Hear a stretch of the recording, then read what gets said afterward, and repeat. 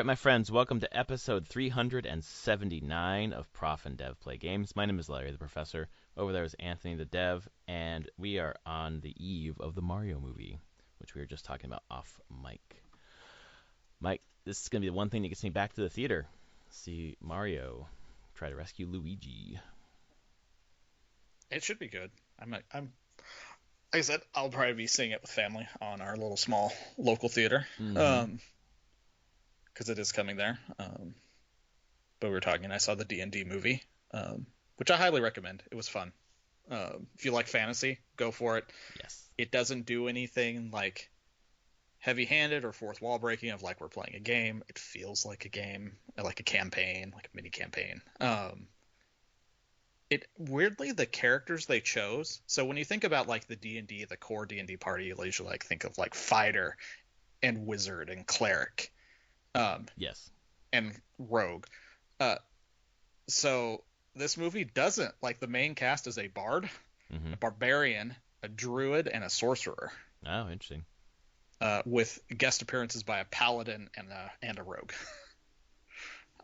So that's like plays off type, I guess, yeah. in some ways that way, which works. It's fun. I would not be surprised to see a bard, because that just brings like the levity, I would assume. Oh yeah, and the main character is a bard. Yeah, like exactly. Definitely. Chris Pine plays cool. the bard, lute playing bard. He sings the whole thing, Yep. and it's great. It's Excellent. really funny. It's really actually a funny movie. That's very cool.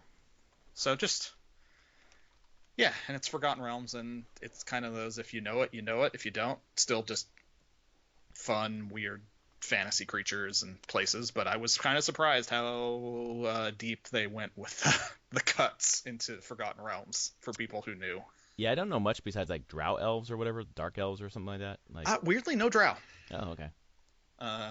But there's stuff to the Underdark. Do you know who Elminster is? No. Like the big giant wizard of they have references to him. They have references to, of course, it takes place in Neverwinter and has stuff happening in Icewind Dale. They talk about Waterdeep and Baldur's Gate. Oh shit. Okay. Like stuff that you know. If you know, they're just city names. If you don't, but that's fine. Any fantasy just gonna have city names. Right. But like, if you know, you're like, oh, they're just saying things I know about. Right. Bunch of different fantasy of the D&D races in there, that kind of the small ones, tabaxi cat people. Oh, cool. Yeah. Mm-hmm. The Aarakocra, the bird people, are in there as well. Like tieflings. Nice. They have tiefling. Like, it was just some deep cuts there that you wouldn't expect, and it kind of just, but doesn't play it up as like, oh, look at it's D&D. It's just like, no, we're just telling our story with some fun characters. It just happens to be set in this world, and we'll stay true to the lore of that world, that setting. And it stays focused on telling its actual story as opposed to it does, and it's actually pretty heartfelt. Like, that's cool. It's funny, heartfelt. It's just kind of a throwback to the like action adventure movies. Yeah. What's the name of the movie? Dungeons and Dragons: Honor Among Thieves. Oh yeah. Okay. That's like it is far better than the 2000 D&D movie. Holy crap. Yeah, that's the one that still I remember. And was that 2000? Was it really that long ago? Jesus. It was while we were in college. Oh my God. Let the blood rain from the skies. Oh my Jeremy God. Irons just hamming it all up. Doesn't even reflect anything of D&D, like lore or anything. Yeah. You're just like, I think that was the movie that, if I remember right, like dragons are just giant dumb creatures. Like, to be controlled. There's not, like, which aren't D&D dragons. No, not like, at all, yeah. It's just generic fantasy. They definitely focus on, like, a main hero character. It never feels like it's a party ensemble movie. Mm-hmm. Like, things that you're just like, well, that's not D&D. Right. Like whoever made this doesn't know what D&D is. No, they just slapped on the D&D title and went. Speaking of D&D, my daughter, we got this in our Discord. One of my friends posted the D&D Adventure Club thing for like kids, basically. Yeah. It's fucking rad. And I know that like you probably wouldn't benefit from it because you can do all this stuff. You could dumb it down and like break the rules down to very simple for your kids or whatever. You've done it before, I'm sure. I don't even have to break it down simple for them anymore. Oh yeah, probably that's also true. They just play D&D. Yeah, right, yeah. So my daughter is 5, and so it's a little different. Yeah. She loves math, and she loves fantasy. She loves stories. She loves imagination. She loves all that shit. And it was beautiful, man. It was the quick start rule book, and it had just a very simple scenario where like this old woman who used to be your who runs the orphanage where you grew up has having problems with creatures in her basement. Help her. That was it. And my daughter immediately started to like break the rules, and I was trying to help her, doing yes and while still staying within the no, you can't have 16 million revives for all your people, and they have infinite power and all this stuff. I don't know if you've seen The Office where Michael Scott is like Michael Scarn and doing the. No. Oh my God, you should find that. It's just basically him doing improv, but terribly. Okay. Oh jeez. He's just like, he breaks every single scenario in a very stupid way. Like Michael Scarn, find that scene. But my daughter was sort of doing that a little bit, and I was just like trying to like keep her on track, but try to like go with some of her thoughts. So like she wanted to have a companion who was a Pokemon. I was like, okay, well let's do it. Let's roll some like a little character sheet for your Pokemon, too, because it comes with pre-rendered character sheets that she chose from. So we made them for Pokemon, and thank God we did, because she would have it would have been a TPK. They would have lost. As it stood, she just rolled terribly. And by the end, she was the last person standing out of 8 people, 4 on one side, 3 on her side, and she had 1 HP left. And she was just like so amped and thrilled, and was just telling everybody about this story that just happened, how she was the only one that left with 1 heart left. So we called it hearts instead of HP, like Zelda. Sure. And it was amazing. I was like, oh my God, I just did a little D&D thing for my daughter. It was an hour. She did all the math. She added all the modifiers she needed to. She did everything great. Thought of things to do and ways to, get out of the scenario and what she wanted to do next. It was amazing, man. So D&D, woohoo. That's cool. Yeah. Super, super cool. And it's OGL 1.0A. Yeah, that's the typical one. Yeah, the thing that they were going to renege on. Yeah, they were. Yeah. And not anymore. Whoops.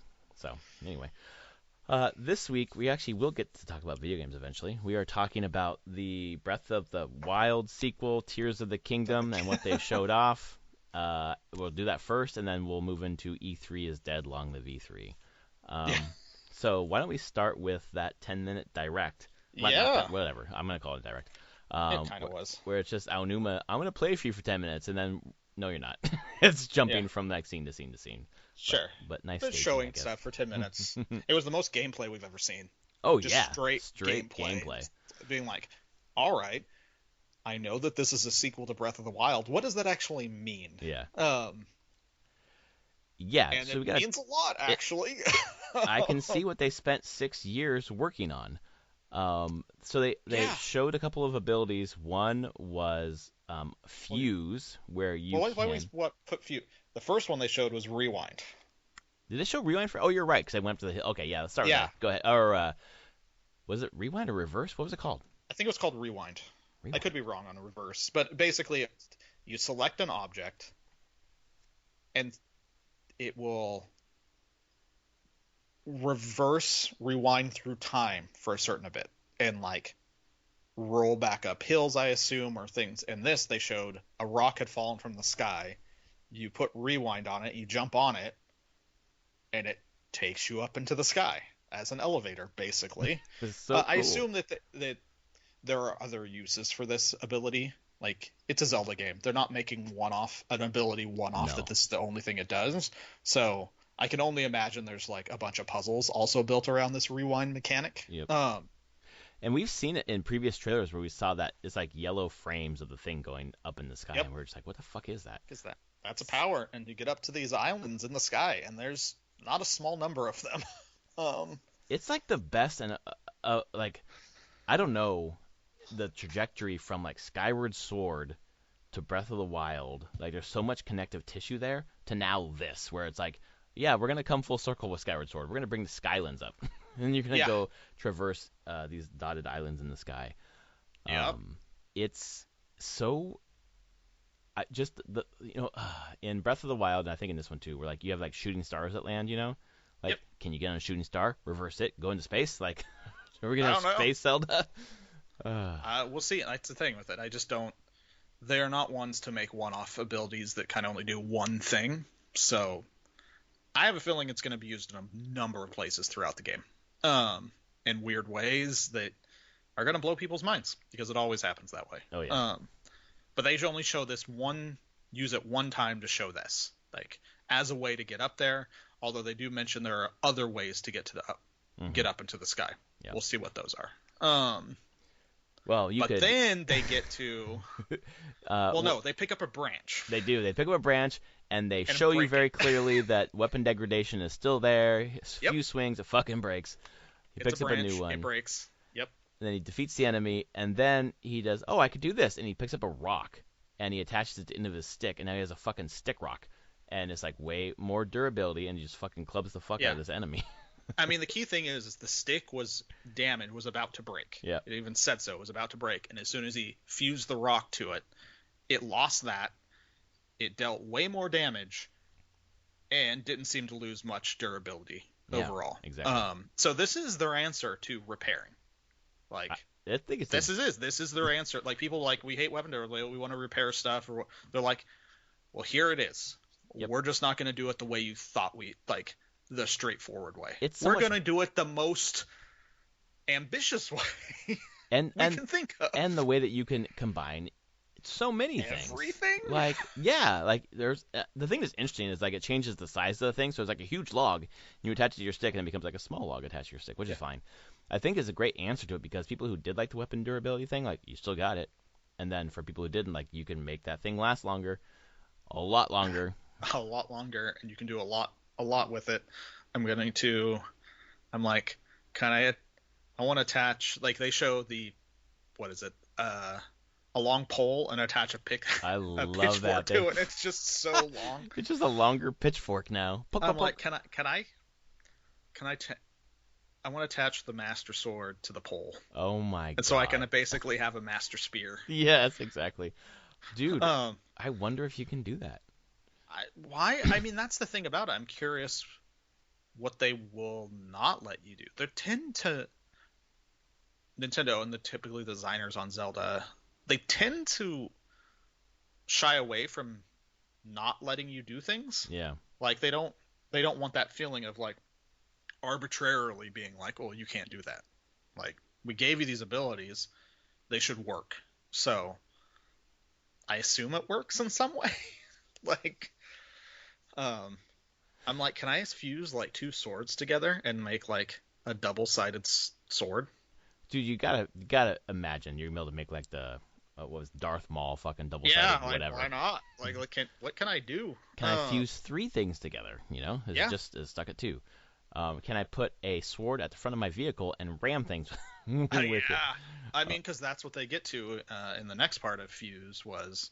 Oh, it's all those in the previous trailers, vehicles that they've shown. That's stuff people have made. That's just what you make in the game. You can fuse together logs to make rafts. There's fans for wind. So, like, they show you building a little boat, putting two fans on it, starting it, and it pushing you across a river with fans. But then, man, there's the previous trailer, they showed a car. Yeah. Like, and that was all fused together from pieces in the world. Flying machines, airships. Yep. I'm like, can you build a house? I figure you can build a house. Oh, like, why my not? God, like, why not? Yeah. Get a little farm out there, plant your shit. Just live. Yeah, there's definitely a part of me. I'm just like, this is an incredibly ambitious ability, and which is why I'm like, oh, I get what this is. We know historically it's come out that this was originally going to be an expansion for Breath of the Wild. Yeah. I see why they broke it off from being just an expansion. And what it saved them was, well, we don't have to completely rebuild the map, which was probably what took a considerable amount of time to make Breath of the Wild, to make that interesting map with all the points of interest and everything on it. And they're like, no, we can keep most of that map. We'll change it some, but we can spend all of our development time on these abilities, and specifically Fuse. Yeah, exactly. They probably just had so much fun with Fuse. They're like, oh, we're still making this game? Spent the last year just making... What can we put together? They put an eyeball on an arrow. That made the homing arrows we saw in the last video. They kept passing past the stake. I want to put stake on an arrow, see what happens. Yeah. I don't know. Like, that's the thing. You're going to find out. It's like... I mean, let's take back. Breath of the Wild was a game about just exploring and seeing what happens, what you find. Yep. And now they've done that with items. You're right. Like, Yeah, it's exactly. just an entire deep system of I have things. What happens if I put them together? Do I get cool things? I don't know. We'll find out. Just explore this system. Find things in the world, make things. The exploration thing is interesting because it was so cool to like see something and go there and then find weird things along the way that many people know about now. So if it's the same map, I wonder if there will be different things to find. I think I've seen a comparison thing. It's definitely the same map with changes. Yeah. Like, because people in that from that trailer have made side by side of like, oh, this is where this area is in Breath of the Wild, on the ground at least. Area in Breath of the Wild is, and you can tell like mountains are a little bit different. There's ruins sometimes, there's caves sometimes. Like they've changed it, but they didn't have to start from scratch, basically. Well, and the Skylands also answer that question because like there's a new thing you never explored before. They're in the sky. Go. Yeah. Have fun. And I think there's an underground as well. Oh, there is from the previous trailers with Ganon. Previous trailers they kind of shown, and I don't think they've shown anything of that. Which is another answer to that question. Yeah. With a really smart one too, to be honest.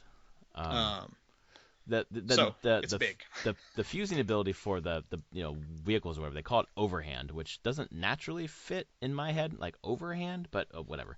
It's just a big so you can grab big things. Yeah. Basically, it's like because there's like Link picking up 3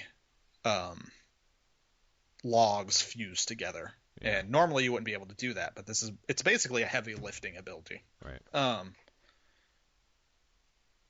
But my God, that was crazy.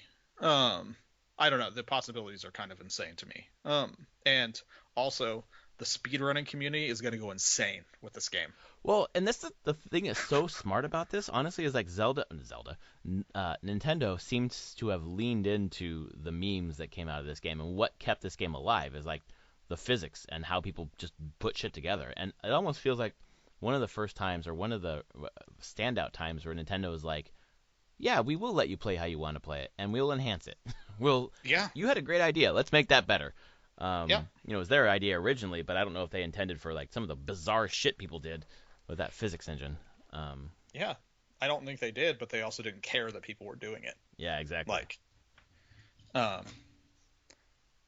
And to speak of that, I mean, this is again mentioned that this is clearly Fuse is the way that they're like, well, people don't like weapon durability. Well, here we go. Here's our answer to it. Yep.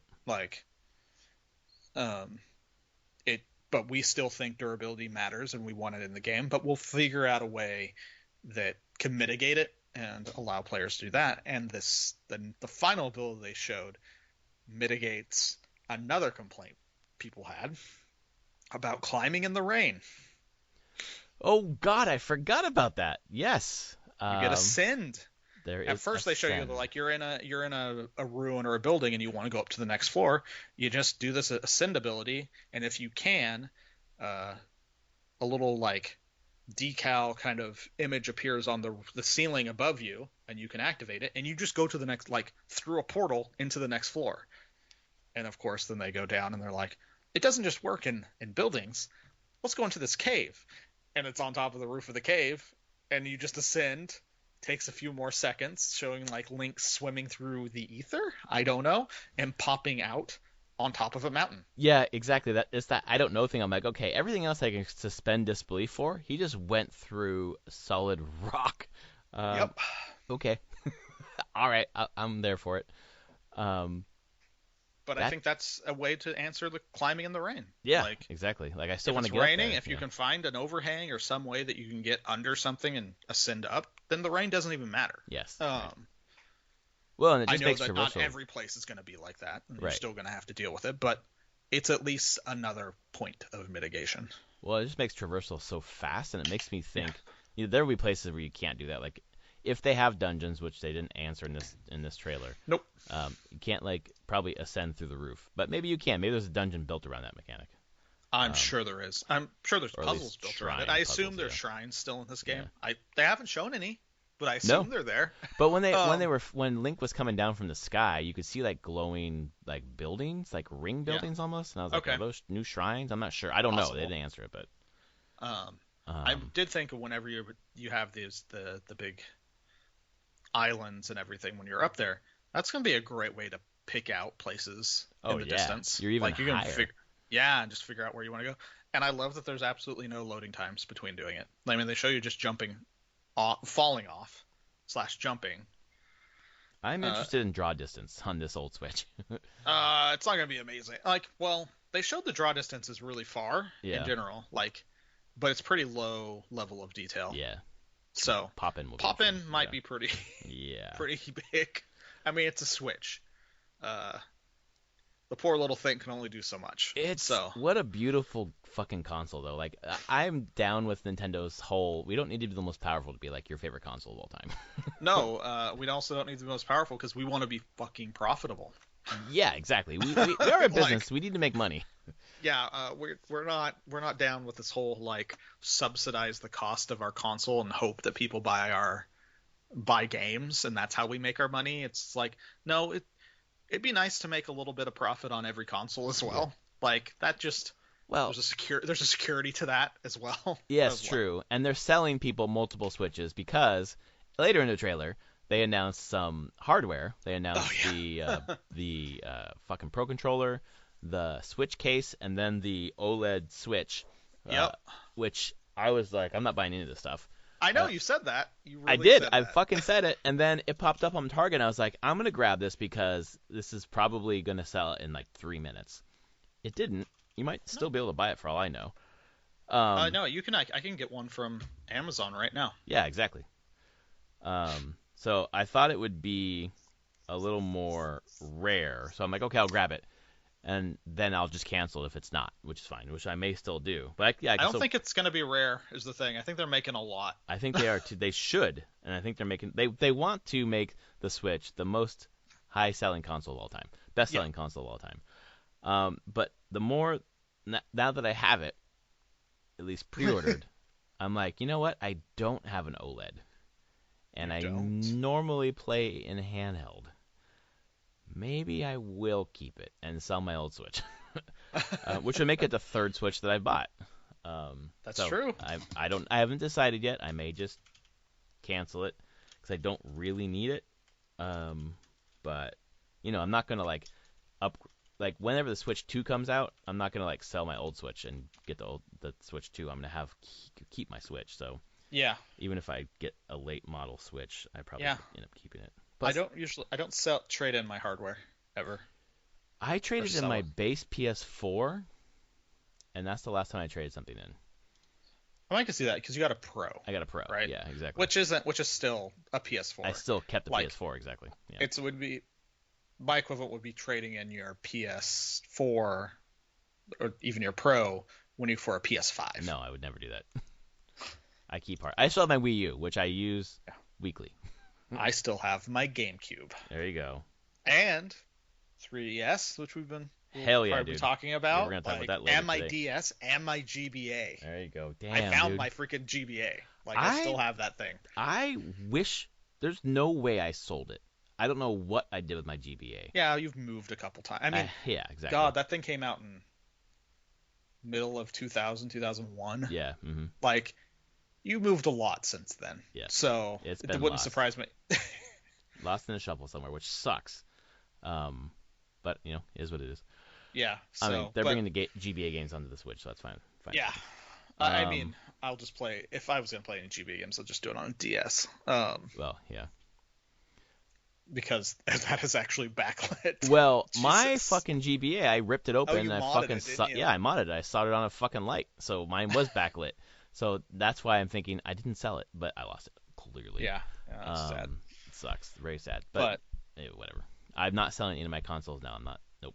Yeah, I mean, I would totally get trading in and Switch if you're getting the OLED one. If you don't want multiple Switches, it's the same hardware, just a different screen. So. Yeah, exactly. It's exactly the same hardware, same battery. Because I got the upgraded battery one. The screen is a little bigger, isn't it? Though. It is slightly. Yeah. So, and then obviously the OLED deliciousness. Yeah. So. Yep. I may keep it and sell my old Switch. You can sell the old Switch for a decent amount. So, I will probably defray the cost a little bit if I could bring it down to like 300 or 250 or whatever. So we'll see. I may not, but I may. But anyway, so that Pro Controller and the Switch case. So people were very excited. And this game comes out in like 2 months and 10 days. So wait, I'm an idiot. This is fucking April now. It comes out Yeah. next fucking month. It comes A out month in, and 10 days. Let's see if I Google days until Tears. Who has the countdown? Tears of the. How many days until Tears of the Kingdom? Countdown to Tears. 39 days, 2 hours. God damn. And this OLED releases earlier because it doesn't go in the game. It does. April 28th, I think. Yeah, something like that. Yeah. A couple weeks before the game comes out, which just makes sense. Yeah. So if we're putting bets on me keeping that order, I'd probably say it like at this point, probably 70% keeping it. And that kickstand, man. I've been using the kickstand recently. That's with my true. daughter, That's and true. It's The janky, shitty fucking. Yeah, the kickstand. OLED ones have much better kickstand. Yes, exactly. So. Yeah. So Nintendo, I think, showed what they needed to show with Tears of the Kingdom. I think it's generally exciting to people. Just no answer to the dungeon thing. Nope. I mean, they've been pretty cagey about a lot of stuff. Mm-hmm. Like they're not showing a lot in the world. They're not showing a lot.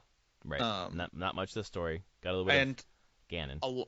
A lot of the stuff that you've seen, like even in that 10 minutes, they are very picky about how they're facing the camera. Like I think they're hiding a lot off screen and being very, very cagey about even what you can find in the background. I wonder how early some of the footage they're showing you is, because you've got 4 abilities. Yeah, but you get 4 abilities pretty quickly in. Good point. Like you have to have all of them before you leave the plateau. And I wonder if these are. So here's my thing: do you have your old abilities too? Yeah, I haven't answered that. Sheikah Slate? Like we haven't. I don't know if we've seen a Sheikah Slate. Yeah, we haven't seen any of this stuff. So I don't think these are probably the only 4 abilities you have. Yeah. So we'll see what they do. I don't know. There's still a lot of unanswered questions, and I think they're going to leave it that way. Like. Yeah, I don't think we're gonna have another direct. No. About this game. This was it. They don't need anything more. They don't want to, and they clearly aren't wanting to spoil anything of this game. Yeah. So there we go. It's crazy, and I'm real excited. Holy crap! I will not be coming down to your house when this releases this time. I know. I'm sad about that. Except for when I don't know. We'll still be playing, of course, but when I see you at the end of June, beginning of July. Oh, that's true. I'll totally have my Switch. I will too. Yeah. So, oh man, that was good times though. We're just sitting in the Yeah, same it really room. You're was. playing on the Wii U. I'm playing on the Switch. Yep. My wife's like, "What are you guys doing? Are you guys playing together?" No, not really. We're playing next to each other. We each are doing our own thing and being like, "Did you see this or that or find this?" And we're like, "No." Oh my god, what an adventure! That was a good time. That was a great time. So yeah, that's coming out. That's great news. We also got some interesting news this week about E3 basically just being ground into dust and being canceled. We got 2 things. Yeah, what's that? On Monday, Tuesday of the early week, you got the thing that Ubisoft, whose previous statement was, if E3 happens, we'll be there, said, actually, never mind that, we're not there. Yeah, right. We're just going to have our digital direct. Yeah, and then Sega pulled out as well, which is the writing on the wall. And Tencent, yeah, Sega and Tencent were like, nah, we're good. Yeah, we're good, we're out. So E3 had nobody, and not shockingly, they canceled at that point because they can't convince people to show up in a meaningful way. To spend the money. Also, I don't think it's the money. All these companies are still going to show up at Gamescom with this huge booths. They show up at a number of other conventions. This isn't a like money to build a booth thing. This is like E3 needs to figure out what the hell it wants to be. Yeah. More than anything, like the thing with Gamescom is it's a consumer convention, and it's focused on consumers. E3 is trying to straddle this weird line of being like, we are an industry convention, but we want to be able to have consumers there, but we also want to be like this big like press event kind of thing with these events that aren't even happening on the show stage. Yeah, like in the show floor at the LA Convention Center. It's really weird. I think they just over time, and the pandemic is what finally I think really punched it into the ground was being like, what the hell are you? Like, what do you want to be?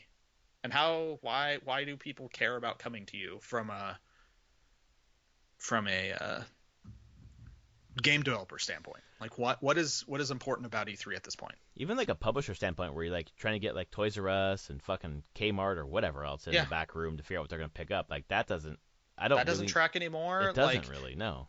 Journalists, it doesn't really matter for the journalists getting previews at all anymore. Like that's the thing, is it's just all kind of collapsing. And from what I've just heard, they just didn't come off of knowing, like, they want to be all things, but because of that, they're not good at any of it. Right. So this the end of? I don't know if this is the end of E3 completely, or if it's just a like, all right, a wake up call to figure it out. Like, I think the term E3 is too valuable for it to disappear completely, but I don't think we'll ever see what we used to have. Like there won't be the stage with all the people doing the fucking cars on fire shit and whatever else they do. Yeah. Bad hosts and whatever else. They're going to do their digital directs because they're mainly trying to get to the consumers. I think the thing that's lost for me and will probably be picked up eventually in a larger capacity than they do right now by Summer Games Fest is having journalists playing the games. Because those hands-on previews are pretty valuable, because otherwise it's just the publishers or the developers who have complete control of the message of their game. And you really want someone else's perspective to kind of even that out. Yeah.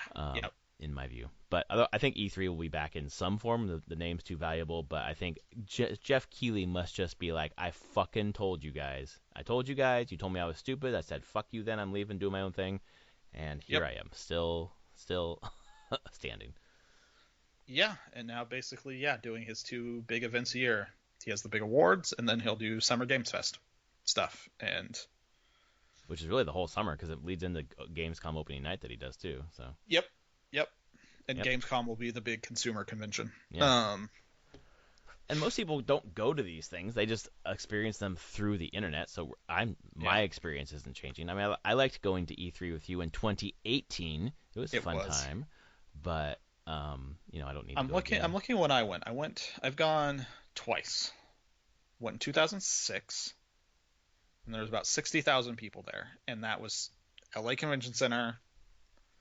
I mean, geez, that's where I saw the trailers for Final Fantasy 13, what became Final Fantasy 15. It was still Versus 13. Mm-hmm. Trailer there. I saw the trailer for Metal Gear Solid 4.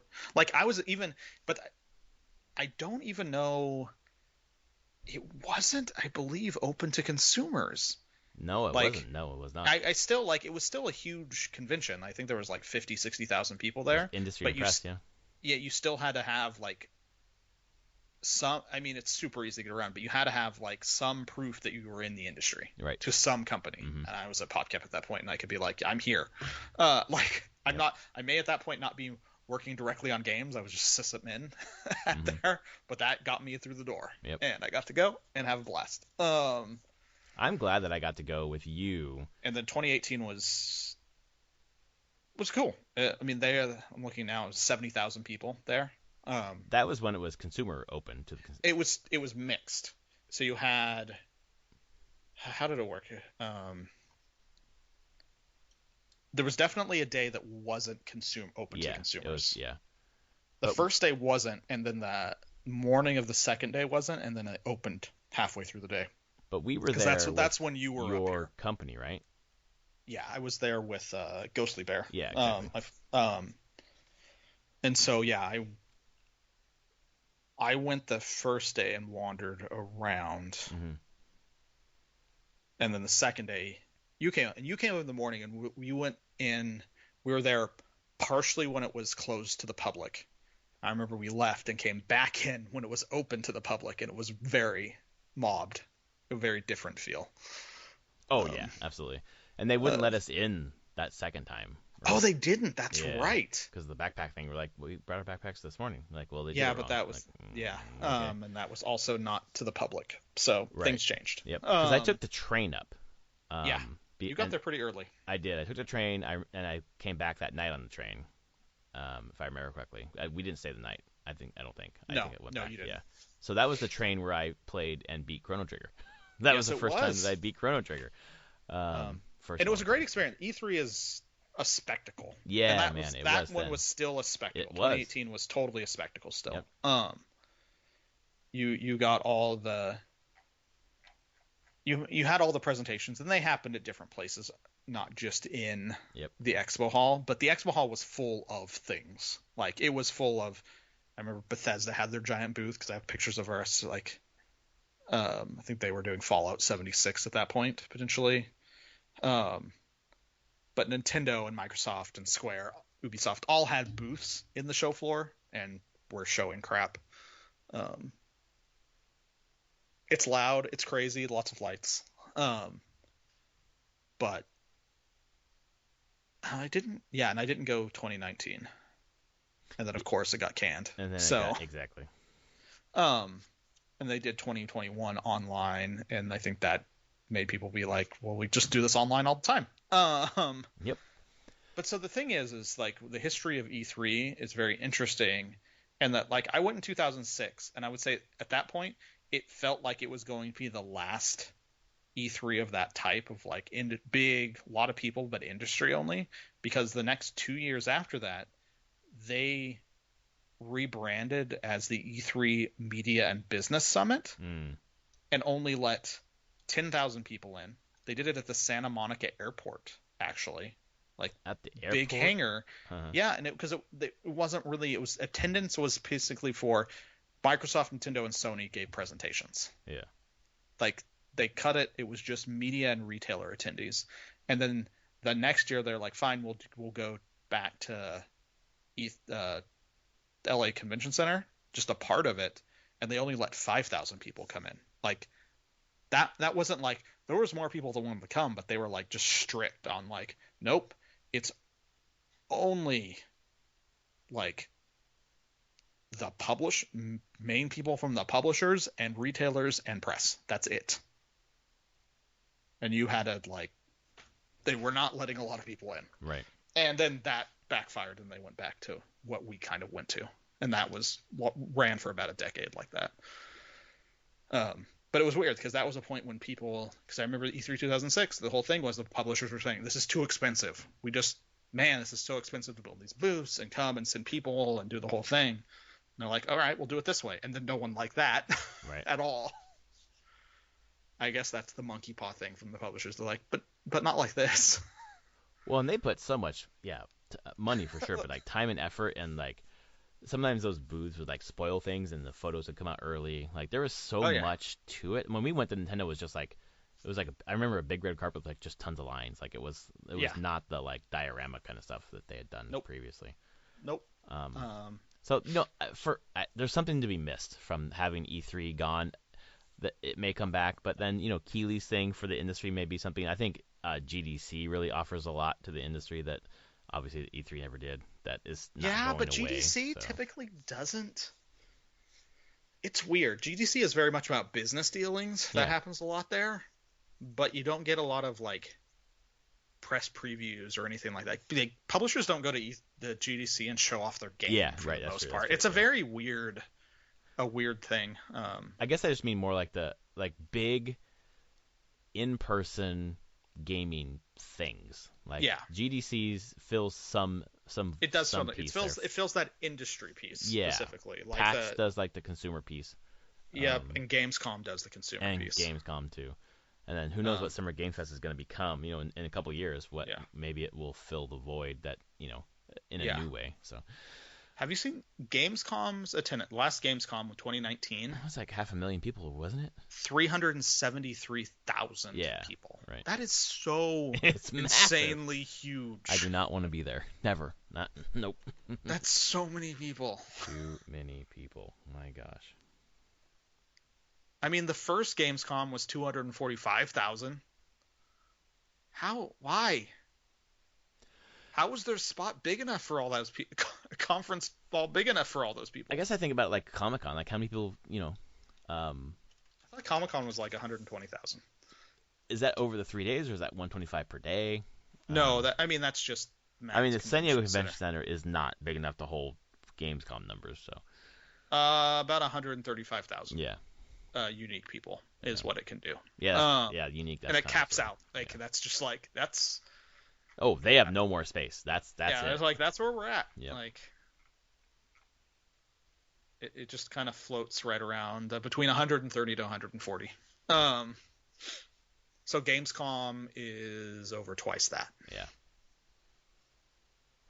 So Germany has a place that can hold that many people and have space for booths. That's what I'm wondering. Like, is it just like an outdoor? It's not outdoor, but like. No, it's not. How massive that is. I don't want to be around that many people, but I'm kind of like, I'm curious though. I'm like, I want to kind of see this, like on the from bucket afar list. at least, and just be like, whoa. On the bucket list, go to Germany for Gamescom. There we go.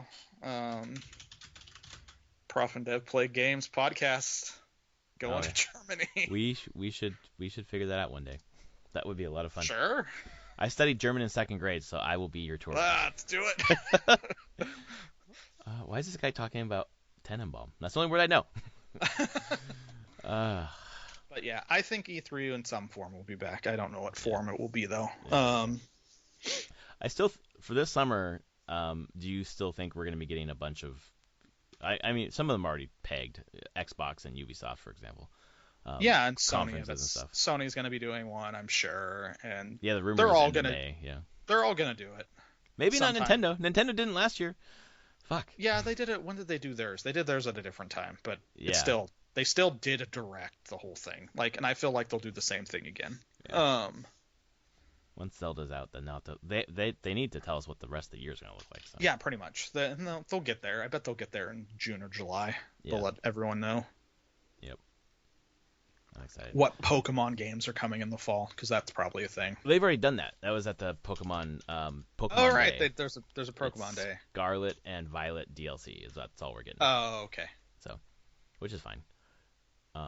Oh, that makes sense because Scarlet and Violet just came out. It's the refresh to Scarlet and Violet. Yep. They got a lot of bugs to work out on that anyway. So. Yes. So why don't we transition to what we've been playing? How about you start? What did I play? I've progressed through I'm to the final boss in Octopath Traveller 2. Nice. And getting my ass handed to me. Not Holy nice. shit. Oh boy. It's 3 phases. I can get to the 2nd phase, and I can get part of the way through the 2nd phase, and then I just get creamed pretty hard. I just have to figure it out. It's kind of a puzzle, but it's also a unique part of the game where you have to use, because you can only have 4 people in your team at one time. Yeah. But this now is a battle where you have to set up 2 teams, and you use both teams. And I know the 3rd phase you actually use both teams at the same time. So I have to figure out the team compositions that I need so that I can do well in phase 1 and phase 2. Right. Synergizing. Yes. It's not playing around on the final boss, which is not expected. It's very much in the style of a Final Fantasy of. Yeah. Are you killing a god? A lot of yeah, actually. Of course I am. Why wouldn't I be? Fuck. I was kidding, but it's fucking real. Okay. Yeah. Of course. Yes. I mean, they lean into these tropes. Yes, I guess for sure. I got trounced a couple times there, and I was like, okay, fine. I won't mess with that. And then, because I'm missing the Diablo 4-itch, I was playing some Diablo 2 Resurrected. Nice. Which is fine. I'm just doing a trap assassin more than anything. Which is typically not what I play. I play assassin, but I like the martial arts assassin. I haven't really done traps. Active, yeah. Yeah. Traps were really strong. Gotta say that. That's cool. Have you ever played a trap assassin at all? Not really. So that's cool to have a new experience in Diablo 2. Yeah. That's awesome. I mean, there's still a bunch of classes I could play. Like, I've never played a barbarian in D2, and I've never played a sorc. You never played a sorceress at all? Nope. That's unbelievable to me. Nope. Wow. Okay. I may have done Necro as well. I definitely have done Amazon, I've done Paladin, I've done Assassin. I've done Druid. Huh. But the other ones I'm just like, nah, I don't know. Not my playstyle. Um, Damn, I played Sorceress the most. I know. I'm like, should I play Sorceress? Probably. Yeah. It seems like the classic one. Yeah, that Um, and the Hammerden. yeah, I played the Hammerden. The Hammerden was fun. Yep. That's the one I'm currently working on. I told you my cousin's playing, and Yep. he sent me a text yesterday and said, I've been informed that I can only play Diablo 2 when my kids are asleep. Like, oh boy, it's a problem again. Yeah. And hopefully he follows through with that. Yeah, he is. Yes. He's like, nope. All right. Taking some good advice. Someone has intervened and said, no. Too much. You're getting too obsessed. Stop. Yes, too much. He was like texting me stuff of like chasing down like legendary gear and all this shit. I was like, and he's got like 3 characters like level 90. I was like, how do you have time for this? Like, you went from not playing games at all to having 3 level 90 characters. This isn't good. Yeah, you're like, the time doesn't add up here. Sorry. No, Like, I just beat Fire Emblem Engage that I've been playing since January something. That was a 48-hour journey that I spent 3 months doing. yeah. So So I played some of that, and I have continued to. I've probably played another hour or 2 of Crimson Shroud, which you'll get to talking to, I'm sure. yes. I'm not progressing the story. I'm grinding to try to get gear to level up gear, basically. Because my thought on this playthrough is I'm optimizing, but in planning for a new game plus. So I want my gear a bit more min-maxed and just kind of set up in a nice way. Because I've heard that New Game Plus, from the little info I have on it, is actually quite a bit tougher. It's murderous, apparently, yeah. Yeah. So are you like melding, trying to get I'm doing a lot of melding. Yeah. Doing grinding on fights over and over to get drops and meld stuff up at least into +2s and +3s. Yeah. But yeah, and get certain abilities onto that I want on certain characters. Yep. But I mean that's really all I've been playing this week. Like between those, it hasn't been like a huge gaming week for me overall. For me, it's my spring break, so I was able to get a little bit of time. We did a bunch of family stuff, which is awesome, and I did some catch-up work for work. But I was able to finish Fire Emblem Engage. I really liked it. I think that what you said about the 2 chapters before the final chapter being like tough as hell, and then you get to the final chapter and it's easy as hell, is totally right. It's exactly what happened. That laser beam that spoilers, I guess. The laser beam in the penultimate chapter that Lumera does is just like, fuck. There's a lot you're juggling in that one. There's the laser beam, and there's a lot of different groups of enemies coming in, and you're just like, okay, there's a lot to juggle. Yep. You think the final chapter is going to have a lot to juggle. It doesn't. No, it's just a straight map, and then there's a couple phases, and it's fine, but it's pretty straightforward. But I really liked the last 2 maps. They were the hardest ones, and I thought they were really well designed. Yep. And I really liked that the Lumera one, because at a certain point I was just like, I'm just rushing to her. Like, I just need to get to her and take her out because I'm losing party members left and right. I was down to like 3 or 4 by the time I beat her. Oh wow. Yeah, I got wiped almost, and I was like, just go, rush, bring my dancer in, and just keep reigniting as much as I can to get to her, and it worked out. I did have an advantage that you didn't have, if I remember correctly. I don't think Tiki is nope. Tiki is not. Tiki's DLC. Tiki and Alfred were my fucking MVPs because when you engage with Tiki, you can then give a revive stone to somebody. Oh. So I would give a revive stone to Alier. And then throw Alier into the fight. I would, yeah, but I didn't. I never. There was one time where I used that revive stone the entire playthrough, but just having it made me have the confidence to go.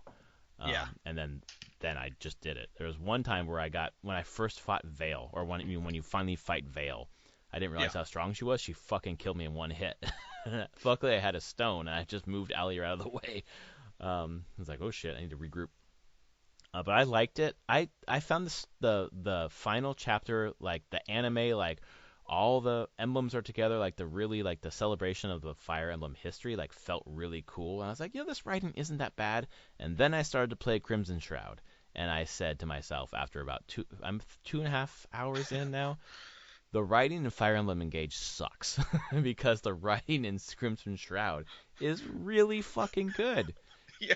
It is so good. I just can't even say it They do anymore. a lot with so little in that game. They do. Like it's the figurines that are basically there's no animation and it's just like a static scene where it just like is telling a story that is so well written. I want to know who localized it, who wrote it, because they must be doing Alexander O. Smith is the localizer. And is that person doing stuff for Final Fantasy now? No, not now. What the fuck is that guy doing? Because he's talented as shit. Yeah, I mean, people have known that for a long time. What has he done? All right. So, as of 2020, he was a writer on Ori and the Will of the Wisps. Oh my god. Okay. Yeah, and like localization seems like it's dropped off on games a bit. Like he's doing a writer there, but I mean, he was the localization writer for Valkyria Chronicles back in the day, Final Fantasy 12, Final Fantasy X2, Okay. Tactics Advance, did stuff on 11. He did localization for the GBA version of Fire Emblem. Oh shit, I have that game. He did localization of Final Fantasy 10, 9, Parasite 2. He was on Square then. Vagrant Story, Front Mission 3. Like, he has a style. He was, like, for a long time, like, Square's go-to localization. Mm-hmm. Like, I would say once after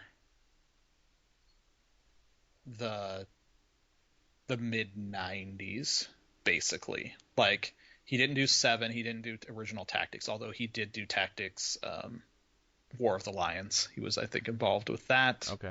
When they retranslated. He has a style for translation, I will say. He doesn't one-to-one translate things, doesn't make it just like, all right, this is what the Japanese says, this is what we'll just make. He really tries. I think him and like now Koji Fox on Final Fantasy 14 and now 16 have a similar style of being like, no, for translating this, what's our voice in translating? Like, what's it trying to say? Like, he's the one in like 12 that made 12 a little bit more. I'm trying to think of the localization there. Like, they don't speak, I would think, in what you would call like, and in Tactics, and actually Vagrant Story is the big one. They don't speak in what you would call like normal common talking. Mm-hmm. Like, he chooses like, okay, this is the setting and everything, so let's elevate it a little bit for that setting, and it works. And I would trust him to do it. And yeah, Crimson Shroud, he does it, and he makes a lot out of a very little bit. Yeah, the whole game does. Like, it's really, it's not crunchy in that you have a lot of, like, you're not raising stats on your character. You're not deciding, like, how, their vitality goes up or whatever. Like, but you really are deciding based on the gear. Like, everything's upgraded through the gear. And then the melding, which I just opened up, brings possibilities of strengthening your stuff. And just the way that the maps are set up, where I don't know exactly if it was the same way for you as for me, but like I had in the first chapter had gone to like I visited everywhere before I went to the tower, and then when I came back left, I like ran into when I came back to the tower, I believe that's where the Minotaur was, and then I left there and went over to the Eastern Cloister. I think it's like the back entrance or whatever. Yeah. And there was is that where the zombie Minotaur was at that point? Eventually, yeah. Yeah, okay. You get to it. Like, there is a thing, this is where I say the game is obtuse. There is things about like, oh, you're in a spot, you want to move to a different spot and move back to the spot you were, and it triggers different cutscenes or finding different things. And then, yeah, it's very obtuse that way. There's not a whole lot of rooms to move between, so I feel like out of frustration you'd eventually get there. Exactly. I don't think it would take that long. Yeah. I went to a guide. I was like, okay, I want to make sure that I Yeah. know what I'm doing. So I looked at a guide. I just read through the whole guide. I was like, okay, now I understand what this game is doing. Yeah. So then I just started doing it myself. Um, yeah, I was surprised when you were texting me about it and you were playing it and you're like, I thought, I'm like, sure, you'd touch it maybe for like a half an hour, 45 minutes tops. Like, I because it's weird. It's a weird little game. Like, There's two things about it. One, I think it's really good in a weird way, and I want to see it through because I think the writing's really good. But there's a second part of me who, when I was playing the entire time, in my head I was thinking, Anthony thinks I won't stick with this game. sure. And out of fucking spite, I will Well, good. do it. But then I was like, more than spite. I was like, no, this is actually really good. Like the really weird. I, I don't want to disparage anything, but I think there is like a really weird crunchiness to it that like it excites you or is really interesting for you Oh, sure. that typically does not interest me. No, I mean, that's the thing of the game. I'm like, that big guide to Japanese role playing games talk about it being like the one sentence of being like, this has a number of incredibly deep systems, maybe too deep for a game of this size. Even your categories. Huh? Yeah. Even your Oh categories. my god. Holy shit. Cats are just going insane. I got my neighbors screaming outside my garage. You got cats Oh yeah, I got screaming. my cats screaming at each other. This is Jeez. everyone wants in on the Crimson Shroud talk. I guess so. NVIDIA broadcast didn't block that out, I guess. But yeah, like I think Crimson Shroud, it is like there's incredibly deep systems there for such a tiny game. Yeah. That you're like, is this necessary? Like, I get why it, like, a design brain in me clicks on where I'm like, well, yeah, I want to learn about all this, like, the depth and what these systems are. I'm like, these aren't necessary for what this is. Yeah. But sure. It should be just like a straightforward, like fun adventure, but it's really hard. Like it is hard. It is hard. And I was just like, wow. Like there's a part coming up in chapter 2, which I haven't got to yet, but the guide pointed out that there's like a skeletal mage, and there's like 4 different or 5 different permutations of the enemies that'll be there, and you have to focus on Mage A, because when that one goes down, who replaces him tells you which permutation you have, and which permutation you have determines whether or not you get that one item you need for the next screen. Yep. And it's just like, what? That's the actual fight I've been grinding. Oh, okay. It drops a bunch of good stuff. Yeah. But it's like 2 skeleton archers and a skeleton, and it's just a skeleton. That's the start of the fight. And if you kill, how does this work? And there's different permutations, but like, so if I kill the skeleton archer first, I have a chance of a skeleton mage dropping in as a reinforcement, which is what you want. Yes, right. But sometimes a skeleton archer will drop in as reinforcement. You know, like, this is the wrong thing. Mm-hmm. But then I'm also grinding for gear, so sometimes I go into that fight and I'm like, no, I want to kill the skeleton first because I want the skeleton knights to drop in, because I want the gear that they can drop. So yes, there's this whole system on, like what you said, different permutations. I mean, like, oh my god, and this is not just like random. There's actually stuff it's random what you get, but it wasn't randomly designed. No, it's very clear. Like when I was reading through that permutation thing, I was like, they did this on purpose. Like this is obtuse on purpose. Not same thing with like the tower, where like you leave the Tower of Solis and you come back, and then they're like, let's look top to bottom. Like you could have done that when I was there the first time, but you have to leave and then come back, and like just I don't know where to go. I'll go back there. Oh, then there's the exit. Okay, well, and this whole first chapter was a tutorial. Great. I'm glad you're enjoying the writing, though. I do think it's a neat writing, and you haven't got to what I think is some of the best parts of the writing. This is the best written game I've played in a very long time. Like it's I think it's so fucking good. It's propelling me because I think that the moment to moment gameplay is strategic and interesting. It is, but in some ways too long. Like it's yeah. You know, I was like, when is this Minotaur? Like I keep hitting the Minotaur, and then he uses the fucking, I forget what it's called, where he like hits you and then he takes your energy, or he gets regen or whatever. So I was like, I must be knocking off like 10 HP per round. This is taking forever, and my fucking archer is not hitting him for shit. I don't know what the fuck I did in that fight, but he was just like hitting for 1, and I was like, Do you use Lippy as like a secondary healer? Mm, not really. Okay. I was wondering Um, if I have to do that or not. So maybe not. I didn't. Mhm. Like I have Freya is very much Yeah. she'll do my healing. And I want the other characters to be damage dealing as much Yeah. as possible. Mhm. If I need to do pinch healing, I'll just use an item. Yeah, that's true. Um, I like how you can use an item on someone else. You like throw it in their mouth, basically. basically. Um, Uh, but I mean, yeah, there's a lot of systems in play in that. Like you now messing with the dice and getting the dice and making the like combo chains. the to combo get change dice. is so neat. I really like that. I'm like, a couple times I did it randomly, and I was like, wait a second. Okay, it just needs to be different elements as I go through the chain, and it drops Yeah, the different bonus dice. elements, and then they explain it at one point. I'm sure you can get it somewhere.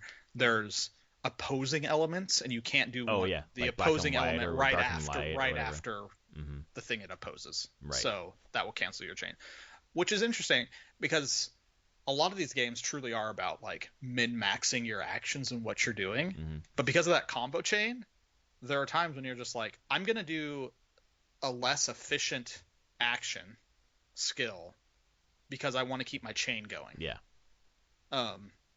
There's definitely a neat mechanic to that whole thing. Well, it's like a system where you're like, is this necessary? But it gives you extra dice, which like and sometimes have saved my ass. Yep. So God, it's necessary. Like I'm so. Go ahead. Sorry. I want to see a point. I don't know when it happened to me. So there's a point so you also roll the dice like meditation is the skill where you get mana. Yeah. There's like a meditation 2 where you roll like the dice pool is like 2d20s and a bunch of bigger dice, so you get bigger numbers. That's cool. But I rolled it one time and I was like, wait, there's only one d20 left in the tray. Where'd the other one go? Where did it go? What do they call it? There's a term for it. It actually like when the roll finished, it said it had a term under how much I gained, and this I can't remember what the term was. It went to my dice tray, like in the bar. So I got a d20 to use. Oh damn, that's nice. Like their dice can fall out of the tray and then they go into your like pool to use. Whoa. In combat. Okay. I was like, what the hell is this? No one's explained this to me, that this is a thing that happens. And I think just randomly can happen. And I'm just like, why? Why is this? That kind of leads into the question I was going to ask: are there mechanics or whatever that are not introduced in Chapter 1 that like? Yes. Oh fuck. Okay. I mean, the core mechanics are all there. Yeah. Okay. I think that's kind of like there are these subtle mechanics like that you'll find. There's a couple of those. I'd have to remember specifically, but it's like that. That they're not going to change the game really or anything, but there's still a little bit of variation. But the core mechanics are there of like, all right, characters have skills, your gear, how you level up in gear, combat works, how combat's going to work, how dice work is going to dice how they work. Like that's the game. It's not long though. Like the progress between, honestly, it felt like Chapter 2 because I had a grind for the item because it took me a while to get it. Yeah. Was the longest, but like 3 and 4 went really fast. Oh really? Because it's like an 8-hour game or so. So yeah. I'm already. I was like, took me 2.5 hours to get through one, so must be like it's about that roughly. 10-hour game maybe. But yeah, maybe a little bit faster than that. If 3 and 4 are shorter, yeah. They feel faster. Okay. I think it's awesome that we're talking about a 3DS game in 2023. I know that no one can buy now. Sorry, that no one can buy now. Digital only. If you didn't buy it, you don't got it. And I'm so glad. Like after that whole frenzy where people buying shit or whatever, there's someone posted on Reddit is like, now that you've bought the games on 3DS or Wii U or whatever the fuck you're buying it on, don't let them sit there. Like play them. If you bought them, play them. And I'm so glad that I'm doing that because this is an experience that is like no other really. Yeah. So. Yeah. Oh, that's cool. And yeah, we can go back to Fire Emblem and go like, yeah. It's not that I think the writing completely in Fire Emblem is bad. It's not. On a moment to moment, like the line by line, like yes. It's fine writing. Yep. It's just that they want you to have emotional investment in things that they just never really actually set up. Yep. And that's the problem. I'm like, it would be fine to have like want me to be emotionally invested, but what did you do to get me to that point? Yeah. Nothing. Like why do I care about Gris? No, I don't. At all. He's fucking weird sadist. Yeah, or and masochist, very, yeah, very massive, but just very stereotypical. And yes. then Ivy, not Ivy, Zephyr. Zephyr. Mm-hmm. I mean, like, I guess I care a no, little Zephia, bit more. Zephia. Zephia, I care a little bit more about it, but I still don't. Like, you haven't given me like that's the whole thing. Whenever they died, and you're like, they just talk forever. And I'm like, oh, I don't care about you. I'm sorry. Forever. The game didn't do anything for me to have sympathy for you at all. Well, and then we do that time jump where you go back in time, and it's like, I understand that you're like, I want to show you what really happened back then, but it felt so fucking needless. It was just like, I don't need to meet old Allier. This chapter could have been excised, and that would have been fine. I understand that something happened. It felt dumb. I know. I'm like, keep the fight. Just put a different boss there. Yeah. Like, yeah, the time travel, I was like, oh, come on, guys. Like, I really like that map. No, that's what I said. The map is great. Yeah. Like, you got avalanches coming down three different lanes. Keep the map. Just make it not going back in time. Just put a different boss there that you have to fight or something. Like, I just fucking love the maps in this game. Like, Fire Emblem Engage is going to be one of my favorite games of the year by the end of the year because of the maps. Yeah. Not because of the overarching story. The individual stories I thought were really cool, and there were tons of characters that I had no interaction with. Yeah. That I would love to do a playthrough again, and if there is a new game plus, which I don't think there is, just I don't know, interact with different characters. The other game I played this week, and played quite a bit of actually, with my daughter during the mornings we had, because we've had extended mornings, is Skyward Sword. We went back to Skyward Sword. Nice. And it's been cool because I was stuck. We got stuck like fucking last January in this fucking place in the volcano. And I couldn't figure it out. And for some reason I didn't look at a guide, which I don't know why. And then we started playing again and we got stuck there and I was like, okay, I'll look at a guide. And I was at the place where I needed to advance to the next place. I was there. I just didn't see the thing in the ground that I needed to dig up to open up the air vent to float to the next level. So once we did that, opened up the whole game, and my daughter was really excited because the person whose guide the playthrough I was looking at is Beard Bear, who does like the Link Wind Waker playthroughs that we watch. So she was so excited. She's like, I'll navigate. So she like watched the video and like told me where to go, which was really cool. And then so she was kind of like navigating for me, and we progressed probably another like 3 or 4 hours into what is ostensibly on the map, the last area. And I'm just confused about the structure of Skyward Sword because it feels, I don't know if less than is the right word, but it feels like light compared to other Zeldas. I don't know if you've played Skyward Sword to completion or... Not to completion. Okay. It just doesn't feel... Like, even the dungeons, like, I've gone through 2 dungeons so far, and they feel small? Okay. I don't know, like, it's the natural... That's why I'm thinking so much of Breath of the Wild and Tears of the Kingdom. And, like, if they got to end the Skyward Sword and they're like, we're done with this formula, we want something different, like, it's not... I think the overall game is fun, and I think it's really interesting, but some of the, like, I don't know, typical Zelda stuff, like the dungeons or the abilities are, like, not really... They're a little lacking so far. Okay. For me. So, but we are having a good time. My daughter is obsessed with Girahim. Like, we started playing this game again, and she's just, like, right back on the Girahim wagon. I don't know why. I don't know if I should be worried. She really connects with villains, but she loves Girahim so much. She's been role-playing as Girahim for the last, like, 4 or 5 days. If we call her by her name, she's like, my name is Girahim, and I'm a boy. Like, okay, all right. So that's what we've been dealing with. And other than that, Marvel Snap, I've got like 4 more challenges to grind before tomorrow. I'll probably get them done tonight. Yeah, I finished mine. Nice. Yeah, it's fine. I didn't really like the season pass. I don't know. I was thinking about not buying it because I felt the time pressure last time to finish it, and this time I've spent a lot more time playing Fire Emblem than this. So. Yeah, I only just bought it right like yesterday once I finished it. Okay. Like Yeah, it was I like, think I oh, should I do it next finished it. I time. guess I'll Yeah. get it. I don't care about the card, Yeah. but Me I'll neither. get the extra stuff. Yeah.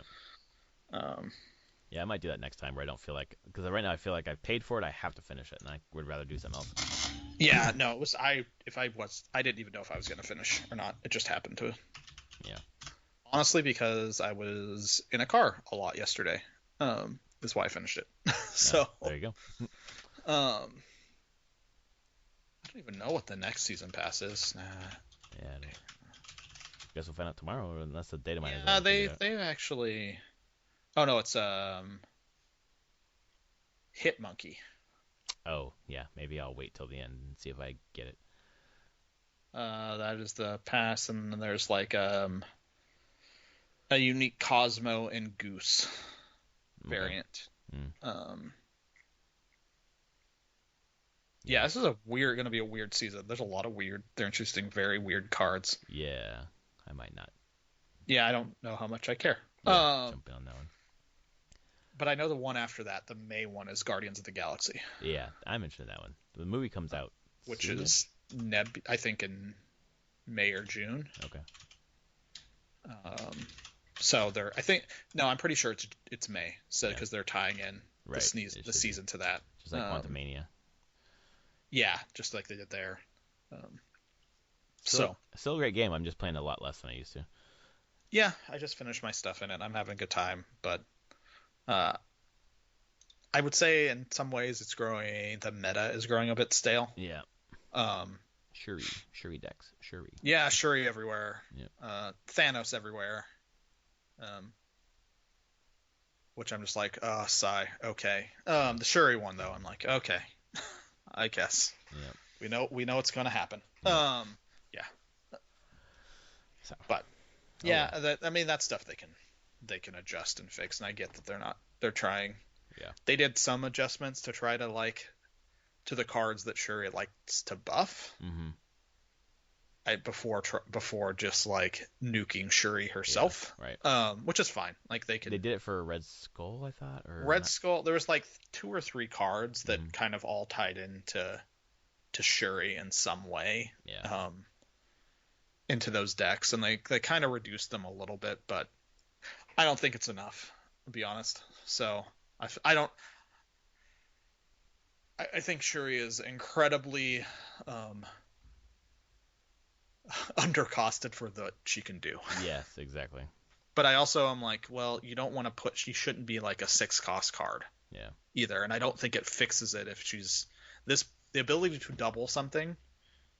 Actually, maybe making her 5-cost would fix it, because you're pretty much only getting to do it to one card. The part where this breaks down is that you play her on 4, you double something on 5, and then you Taskmaster on 6. So you're getting huge amounts. So if you can just reduce it so that you don't typically get that chance, unless then the person in the Shuri decks needs to start running magic, ideally, in that point. Right. Which then that actually messes. Sorry, I'm just thinking through this in my head. That messes up because magic has to be played on turn 5 or earlier. You can't play her on turn 6. Oh, I didn't realize it's on her card. You have to play. She can't be played on turn 6. Oh, okay. I didn't. So you can't sneak out an extra turn on 6. Right. But that breaks Shuri up a bit, because it's okay, if I play Shuri on 4, you're not playing magic on 5 unless you want to double magic. And so it. I actually think that's. I wouldn't be surprised if they change her to be a 5-cost. Yeah, it seems like a good solution for that. It's at least something, but I think at 4 she's just too good. Or they'll give her negative power at 4. I think they did it with Salmon, if I remember correctly. He was a 4, and then they moved into a 5, I think, because then it affects only one turn really, as opposed to. They moved him. I think I'm remembering that right. Changes cost. I just didn't know. I thought he was a 4-1, and then he was a 5-3 or something, or a 5-4. What's he now? He's a 5-5. They did. He was a 4-1 before, exactly. and they made him a 5-5. Yep. To really cement him as turn 6 swarm decks. Exactly. We shut you off. Yep. Which was the intent all along. What I'm finding the difficulty with this season pass, there are a number of challenges that like I really need someone to finish the game for them to like I need to win all 3 locations. That one took me forever because I would be close to winning 3 locations. They would retreat at the end of the 5th one before the 6th one started, so I couldn't get my last one won. I see. It Yeah. took a while. It was really a little frustrating. I'm just seeing a lot more retreats than I ever have before, and I think it's just people are metagaming the.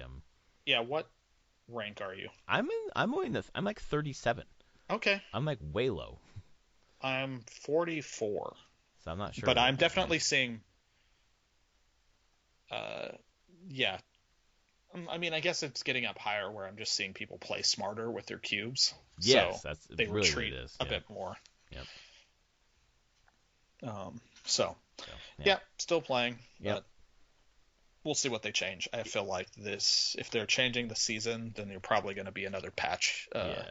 Like nerfs and buffs coming in the next week or two as well. Yep. Pretty much guaranteed for sure, at least. Yeah. Cool. Well, this is episode 379 of Prof and Dev Play Games. Looking forward to Tears of the Kingdom. Looking forward to whatever else takes the place of E3. And we will see you next week for more gaming talk. All right. Later, everyone. See ya.